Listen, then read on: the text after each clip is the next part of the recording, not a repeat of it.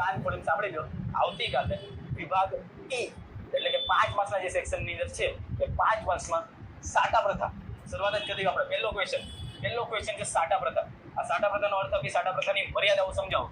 HRS ની આગળ એવું કહે છે કે આવતીકાલે બોર્ડ એક્ઝામ 2024 માં બપોરે 3 વાગે જ્યારે તમે ઇકોનોમી પેપર આપતા હશો ત્યારે સાટા પ્રથા તમારી પરીક્ષામાં 5 માર્ક્સમાં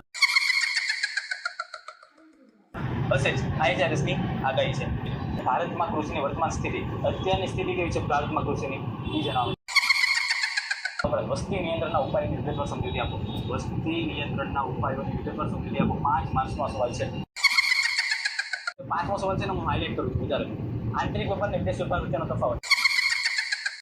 આ બેમાંથી એક સવાલ HRS કન્ફર્મ કરી દે છે કે આ બેમાંથી એક સવાલ આવવાનો છે. દોડતી વખતે ધ્યાનમાં રાખવાની બાબત